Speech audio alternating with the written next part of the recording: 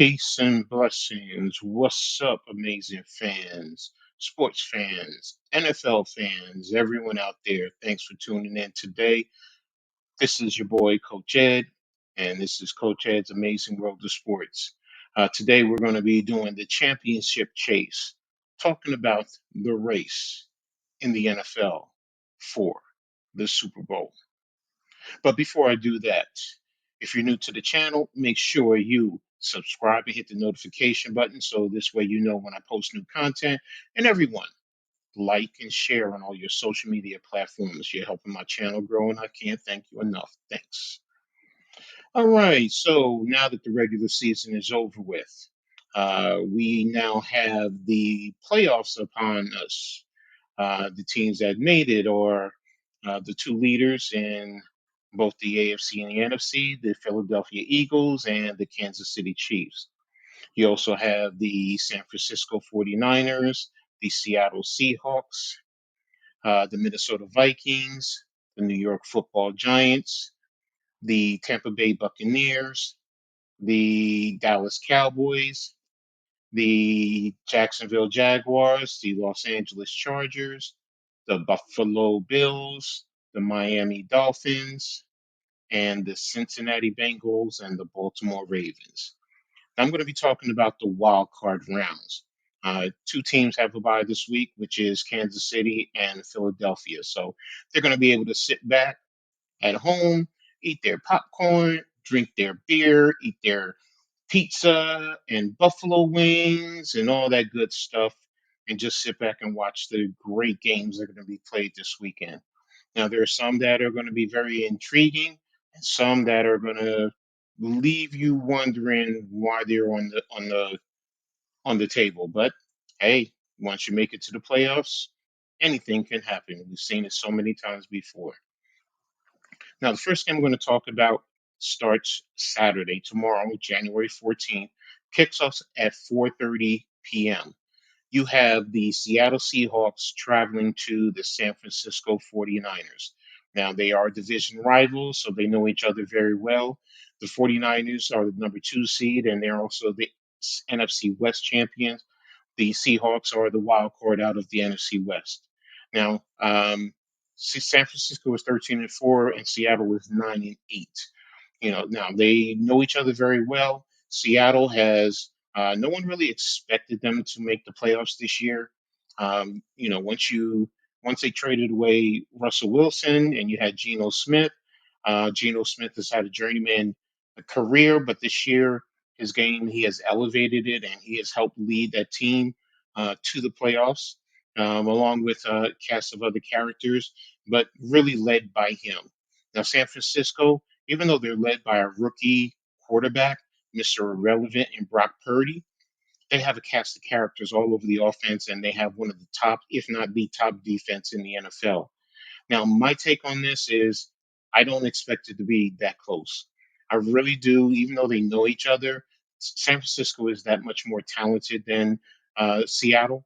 And I think because of they know each other and because of the talent differential, they'll be able to limit any possible mistakes that Purdy may present being a rookie quarterback. And they'll be able to win this game roughly about 30-31 to about 14. Their defense, I think, is going to hold Seattle Seahawks down, and I think they're going to be able to get to um, Geno Smith, and he's going to throw a couple of, or he's going to have a couple of costly turnovers, which is going to take the air out of the Seattle Seahawks. So defensively, Seattle isn't the greatest of defense; they're in the lower half of the league, and San Francisco with their running game, they're very, very creative in the running game, but they also have playmakers on the outside that they can get the balls to. So they'll be able to spread it out and attack Seattle and really control the game. So I'm expecting it to roughly, like I said, be about 30-31 to about 14, somewhere in that range. The next game to be played tomorrow will kick off at 8:15 tomorrow evening. You have the Los Angeles Chargers, 10-7 out of the AFC West, traveling to the Jacksonville Jaguars, 9-8 out of the AFC South. They're the division winners. That's why they're hosting that game. Now, the Chargers, they just It was just announced earlier today that Mike Williams is very doubtful for the game. I'm not expecting him to play. So that's going to take a weapon off of the board. Jacksonville is a tough-minded team. They've really stepped up their game in the second half of the season.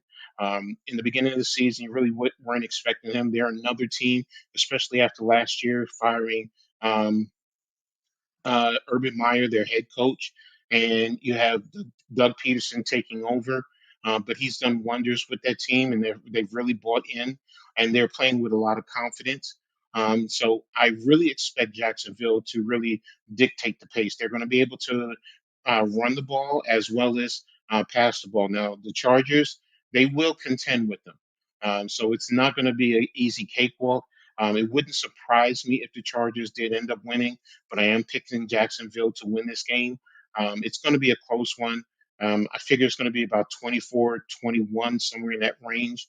But the Chargers, losing Williams will hurt some. But they do, still have a young quarterback. Um, they have a good running game. Um, their offensive line has been banged up, but I'm expecting them to really contend and this game battle it out. And as I said, it's going to come out to be about a 24-21 game. And again, that's tomorrow evening at 8:15. The Sunday games. You're going to start with the Miami Dolphins, 9-8 out of the AFC East, traveling up to Buffalo to the Buffalo Bills, 13-3, also out of the AFC East. They're the division winners. That's a 1 o'clock kickoff on Sunday. Now, Miami is down to their third string quarterback. So, even though they have some dynamic pieces on offense, um, I think it's a really questionable that they're going to be able to produce at a high level with Buffalo. They do have two of the most prolific wide receivers in the NFL. So if they can get them going, then Buffalo will be tested. But you're having a third string quarterback who's going to be leading your offense. So it leaves me to wonder if they're going to be able to really be able to keep up with Buffalo. Buffalo is playing with a lot of emotion. I call them the team of destiny after what's happened recently in Cincinnati. So they're going to be playing with a lot of emotion. Their fans are going to be really rowdy. They're going to give them a lot of energy. So I really see Buffalo winning this game. And even though they're division opponents and they know each other, I expect Buffalo to win 38-17. And I don't even think it really might be that close. It might be even worse than that, but I'm putting it all on Buffalo, to definitely come out of there with the win. The mid game on Sunday is 4:30 p.m. The New York Football Giants, 9-7-1 out of the NFC East, travel up to Minnesota, 13-4 out of the NFC Central. They are the division winners. This is a rematch. These teams know each other, or they're familiar with each other, having played each other roughly 3 weeks ago. The Giants are coming in now, getting all their players off of the injury reserve, so they're pretty fresh. Minnesota won the last game, kicking a 61-yard field goal in the last minutes in overtime.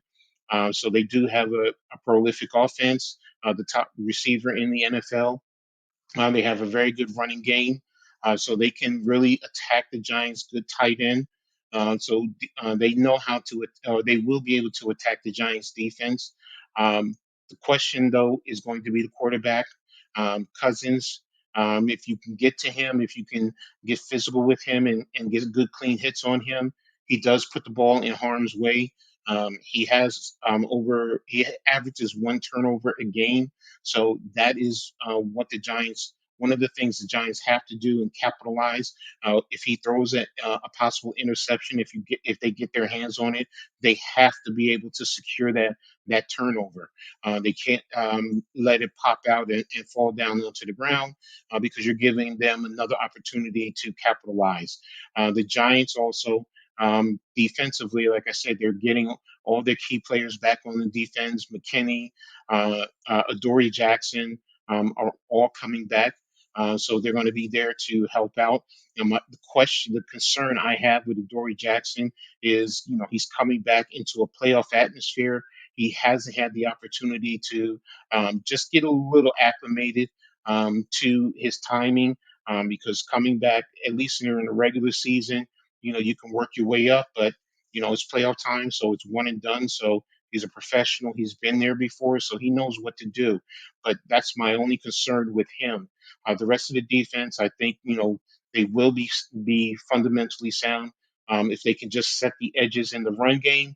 I think they can take Dalvin Cook out of the game, because that's one of the biggest things you want to do is you do not want to let them get their running game going, and also take advantage or not let him take advantage of the defense in the pass game, because he is a very good receiving back.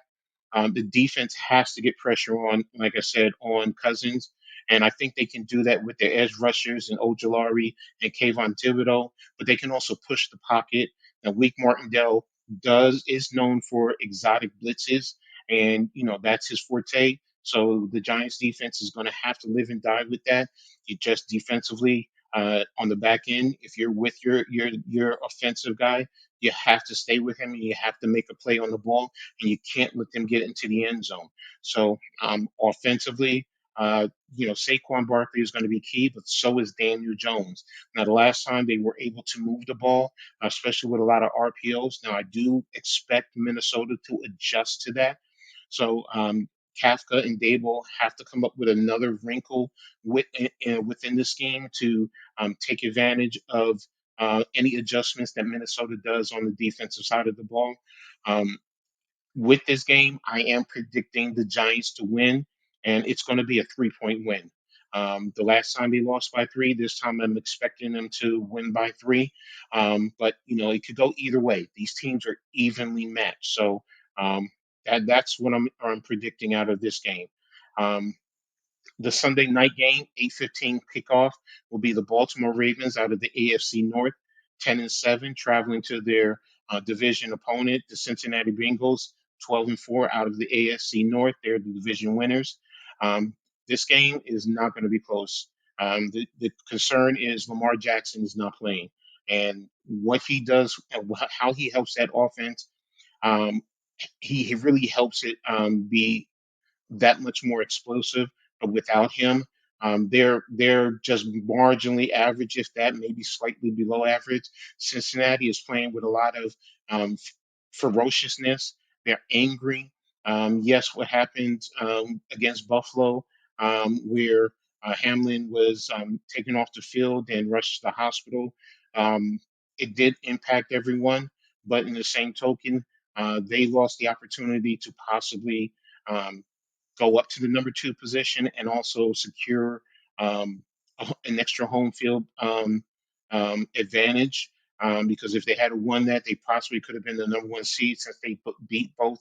Um, they both beat both Cincinnati and Kansas City. No, I'm sorry, they wouldn't have been. They were one game behind Kansas City, so at least they would have been number two, and because they were up at the time. But they're angry. They feel they didn't get their fair opportunity because of what happened. So it's a double edged situation. But they're going to be playing angrily, and Baltimore's going to be the one that they take it out on. They have all the weapons on offense, whether it's the running game and the receiving game. They're equally balanced. They've been stepping it up defensively. They've been starting to step it up. They know Baltimore. Now, the one thing Baltimore does do well is they play physically, but like I said, they're beat up, they're banged up, and they're coming in without their top player in one of the top players in the NFL. So I'm expecting this to end up being a 28-7, 28-10 type of a game. And on Monday, 8:15 kickoff, you have the Dallas Cowboys out of the NFC East, 12-5, traveling to the Tampa Bay Buccaneers, 8-9 out of the NFC South. They're the NFC South champions, which is why Dallas is traveling to them. Now, this game, if you look at it, you say, "Oh, it's going to be an easy win for Dallas," but I don't really think so. I do think Dallas is going to end up winning, but it's going to be a lot closer than people think. One of the biggest things is psychologically, Dallas has never beaten Tom Brady at all. So I'm sorry, in the playoffs, I believe. I believe it's in the playoffs. No, they're 8-0. They've never beaten him. So that's something that can it seep into their heads? I don't think it really will. The other thing is Dak Prescott. He always seems to play well against the top quarterbacks or top teams. Even though he has his issues, he makes mistakes. He does put the ball this year. He hasn't been overly protective of the ball, but I do think he's going to step up. This one, I'm predicting it's going to be a 28-21 type of a game, maybe even 21-14, somewhere in that range, with the Cowboys coming out with the win. So that's the beginning of the wild card round and the chase for the championship. That's how I'm seeing it's going to kick out this weekend. So let me know what you guys think. Do you think I'm way off? Do you agree with me? What are your predictions on who's going to win or who's not? Who's not? So I'd love to hear it from you guys to let me know what you think. So thanks again for tuning in. I hope you guys love the show. And as I always say in sports, make sure you turn it on and turn it up. Peace.